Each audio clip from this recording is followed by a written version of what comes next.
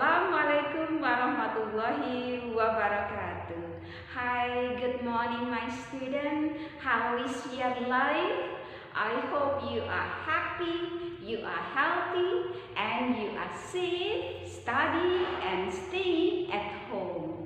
Today, Miss Erna will discuss about simple present tense. Do you know about simple present tense? Okay, do you know? No? Well, let's study about simple present tense with Miss Erna. Selamat pagi anak-anak semua. Apa kabar kalian hari ini? Miss Erna harap kalian semua senang, kalian semua aman, dan kalian semua tetap belajar di rumah dengan semangat. Hari ini Miss Erna akan menerangkan tentang simple present tense. Apakah kalian tahu mengenai simple present tense? Oke? Belum tahu? Kalau belum tahu, mari kita belajar tentang simple present tense. Are you ready, guys? Okay, let's learn about simple present tense. Baiklah anak-anak, hari ini kita akan membahas tentang simple tense. Siap ya? Perhatikan slide di samping. Pertama yang kita pelajari adalah tentang pengertian simple present tense. Apa itu simple present tense? Simple present tense adalah tenses atau pola kalimat yang digunakan untuk menceritakan sebuah kejadian yang terjadi pada saat ini dalam bentuk sederhana. Jadi simple present tense itu adalah kalimat dalam bentuk sederhana yang kejadiannya terjadi pada saat ini. Atau bisa kita pahami kalimat selanjutnya.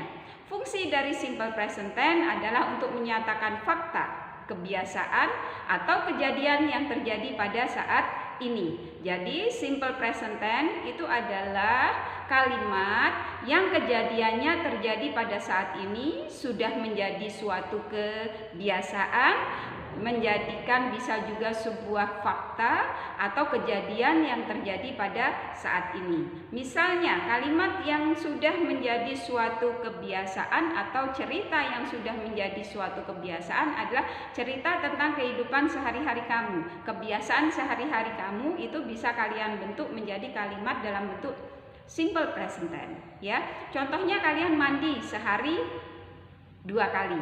Nah, itu kalian bisa menggunakan kalimat bentuknya saya mandi sehari 2 kali. Itu sudah menjadi suatu kebiasaan terus menerus, bisa kalian ungkapkan dengan menggunakan kalimat bentuk simple present tense. Paham ya anak-anak? Nah, kita akan mempelajari tentang rumus kalimat simple present tense.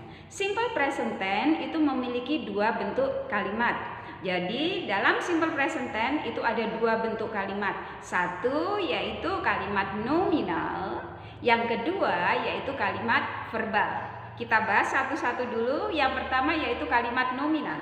Kalimat nominal adalah kalimat yang di dalamnya tidak terdapat verb atau kata kerja. Di dalam kalimat nominal biasanya terdapat adjektif, noun, adverb, dan lain-lain. Jadi kesimpulannya, kalimat nominal itu kalimat yang tidak ada kata kerjanya atau predikatnya, ya. Biasanya diikuti dengan to be.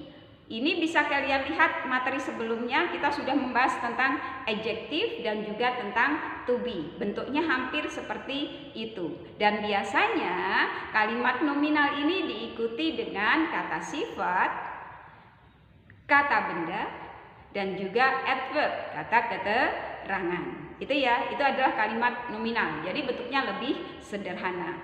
Yang kedua yaitu kalimat verbal. Kalimat verbal adalah kalimat yang di dalamnya terdapat verb atau kata kerja.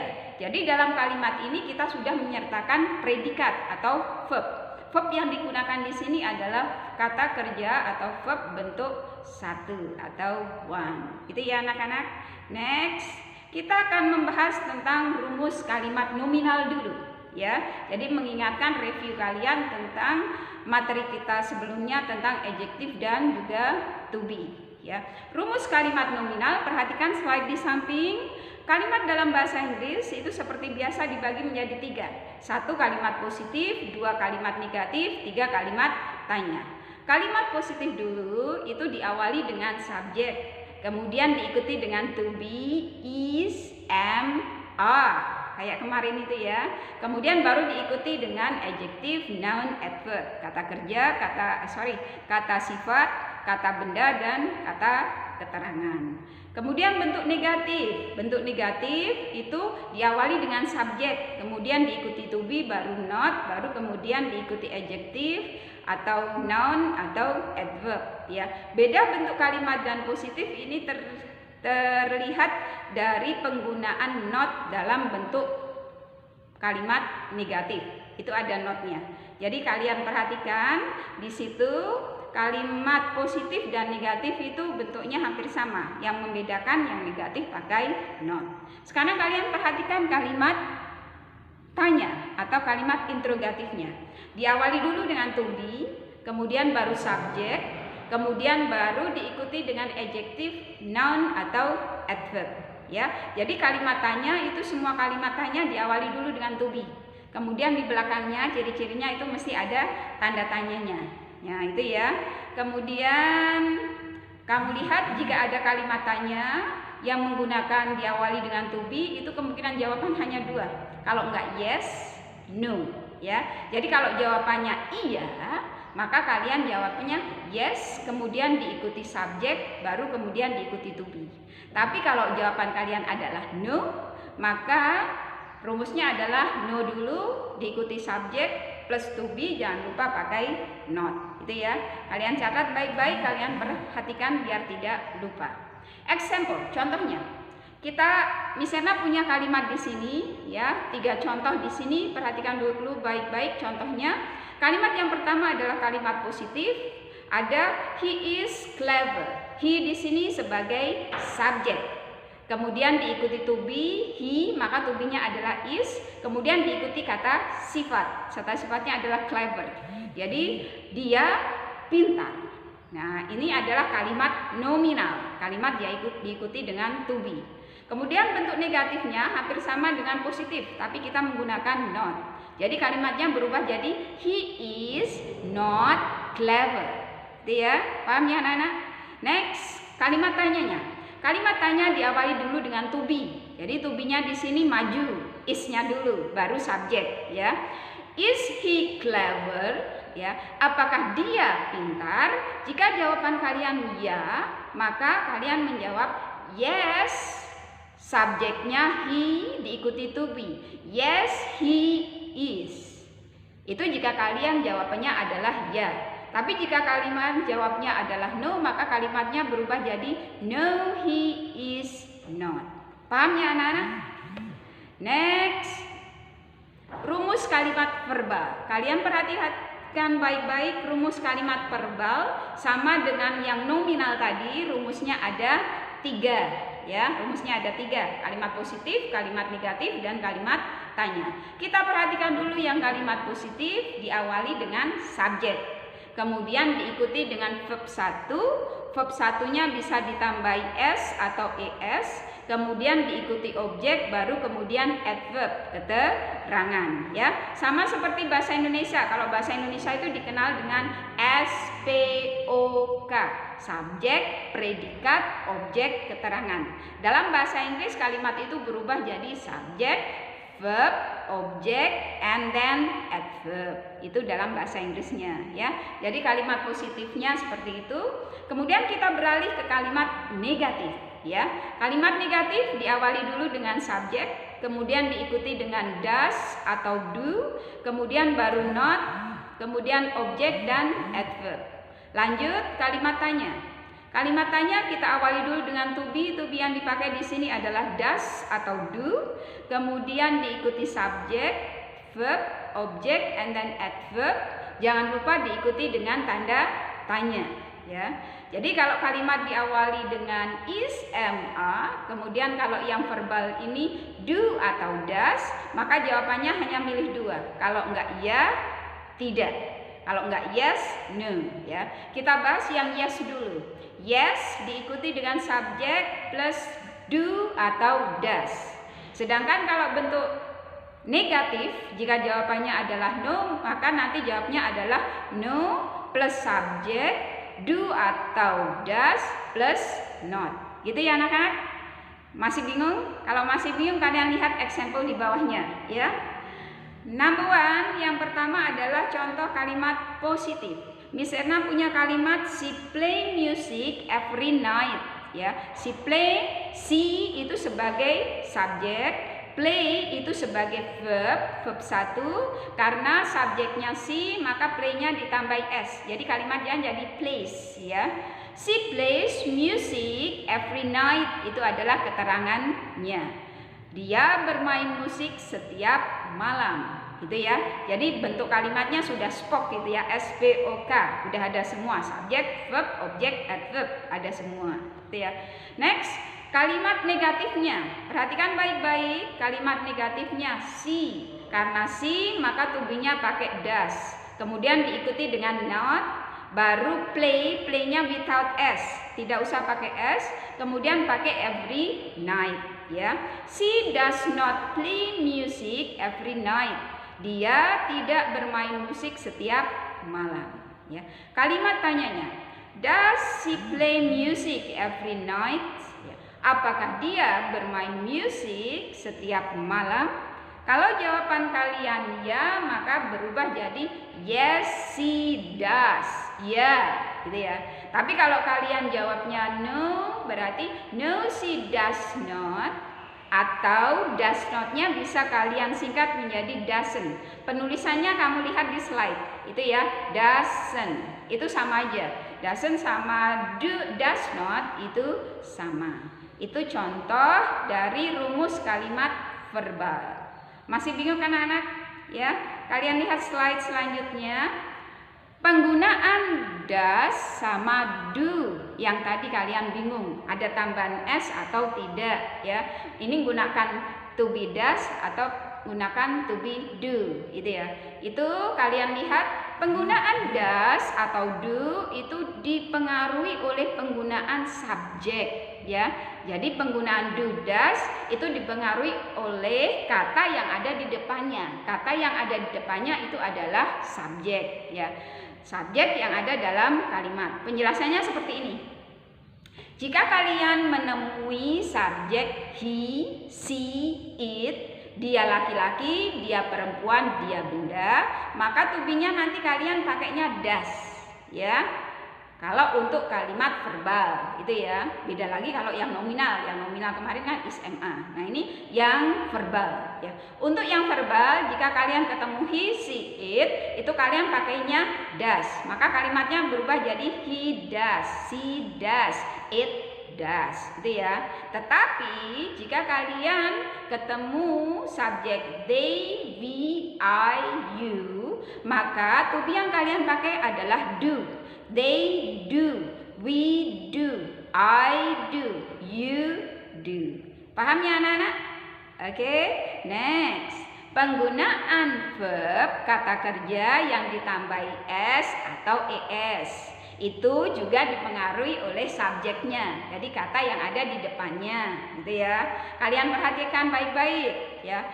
Saya punya subjek he, she, it ya, he, she, it. Maka nanti jika kalian ketemu subjek dia perempuan, dia laki-laki, dia benda, maka verb atau kata kerjanya harus kalian tambahi s atau es. Itu ya anak-anak. Kemudian jika kalian ketemu subjek they, we, I, you, maka verbnya tidak usah kalian tambahi s. Karena they, we, I, you itu tidak mungkin atau tidak mau dikasih s. Jadi verbnya tetap nggak usah ditambahi s atau es. Paham ya anak-anak? Oke. Sekarang kita membahas tentang example. Perhatikan baik-baik slide di samping ya. Kita akan bicara tentang example. Contohnya, penerapannya dalam kalimat atau soal. Yang pertama, Miss Emma punya soal an 11 bla bla bla be. Ya. Jadi kalimat ini diikuti dengan to be. Kamu lihat tanda kurung di belakang adalah to be. Karena ini adalah kalimat nominal. Maka nanti kalimatnya berubah jadi gimana anak-anak kira-kira? Kalau diikuti to be. An 11 jumlahnya 1. Maka pakai is, am, atau A? Ayo diingat-ingat. Ya, masih ingat nggak? An elephant, 1. Maka pakai is. Ya, maka kalimatnya jadi an elephant is big. Paham ya anak-anak? Next, number 2. This flower bla bla bla beautiful. This flower bla bla bla beautiful. Penggunaannya pakai to be juga. Ya, berarti ini kalimat nominal. Kira-kira the flowers, to be-nya apa? Ayo, is, am, atau a? Yes, you are right. Flowers. Flowersnya ada s-nya, berarti jumlahnya lebih dari 1. Maka kita tidak bisa pakai is. Maka kita pakainya adalah a, karena bentuknya jamak. Kalimatnya berubah jadi these flowers are beautiful. Bunga itu cantik. Nah, itu adalah kalimat contoh dari example kalimat nominal. Next, number 3. A tiger bla bla bla in the forest. Ada di dalam kurung itu adalah verb. Verbnya adalah live. Berarti ini adalah jenis kalimat verbal, ya. Berarti nanti kalimatnya jadi gimana, anak-anak? Hah, bisa nggak? Ya, kamu lihat, a tiger. Tiger jumlahnya 1. Berarti nanti verbnya ditambahi s atau es. Berarti nanti kalimatnya jadi gimana, anak-anak? A tiger lives. Pakai s loh ya. Live-nya ditambah s karena tiger itu bentuknya 1. A tiger lives in the forest. Ya. Harimau tinggal di hutan. Ya. Next, number 4. Cows bla bla bla meat. Kalimatnya di situ adalah not it yang di dalam kurung. Oh, berarti disuruh ubah menjadi kalimat negatif karena ada not di situ. Lihat rumus negatif, ada it kata kerja, berarti ini adalah kalimat verbal. Maka kalimatnya menjadi cows do atau does. Cows-nya jumlahnya lebih dari 1, maka kita pakai to be do. Cows do not eat meat. Ya, sapi tidak makan daging. Ya. Next, number 5. Raisa bla bla bla beautiful eyes. Raisa. Oh, dia perempuan. Berarti nanti kalimatnya atau kata kerjanya harus ditambahi s. Maka kalau kita ketemu verb have-nya berubah jadi has. Kalimatnya jadi gini, Raisa has beautiful eyes. Next, number 6. Bla bla bla you bla bla bla some books. Ya, ada tanda tanya di situ. Oh, berarti suruh buat kalimat tanya. Kamu lihat rumus kalimat tanya, ada kata bring. Bring itu adalah verb. Berarti kita disuruh membuat kalimat verbal. Berarti rumus verbal yang negatif diawali dulu dengan apa? Ayo, lihat catatannya. Diawali dulu dengan to be. To be-nya do atau does kalau subjeknya you. Pakai do. Berarti kalimatnya jadi do you. Verbnya 1, nggak usah ditambah s, berarti tetap do you bring some books. Ya. Apakah kalian membawa beberapa buku? Kalimatnya berubah jadi do you bring some books. Gitu ya. Next, number 7. We bla bla bla friend. Ada to be di situ. Kalimat kedua, we bla bla bla in the same school. Ada study. Oh, berarti verb di situ. Kalimatnya jadi gimana, anak-anak? We are friend.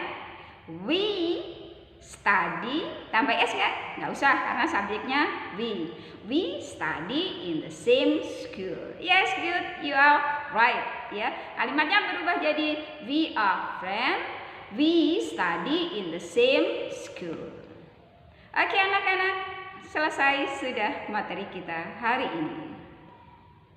Well, students, we have learned about simple present tense. Do you understand about my explanation? Not yet? Oke, anak-anak semua, kita sudah mempelajari tentang simple present tense. Apakah kalian paham? Belum? Kalau belum paham, besok ketika Google Meet kita akan bahas lagi review mengenai simple present tense. Apabila kalian belum jelas mengenai penjelasan Miss Erna hari ini, kalian juga bisa chat Miss Erna lewat WA untuk menanyakan mengenai materi yang kita pelajari hari ini. Dan jangan lupa kerjakan tugas yang telah Miss Erna berikan, catat semua penjelasan Miss Erna. Semoga nanti ilmu yang kita peroleh hari ini berguna untuk bekal kalian dalam mempelajari bahasa Inggris. Tetap semangat belajar ya anak-anak, saya yakin kalian pasti bisa walau dalam pandemi. Tetap berdoa, tetap semangat, tetap stay at home, keep your healthy, keep your safe, keep at home and study English in your home. Oke anak-anak, nice to meet you, nice to see you. Bye bye anakku. Wassalamualaikum warahmatullahi wabarakatuh. See you next week. Bye bye.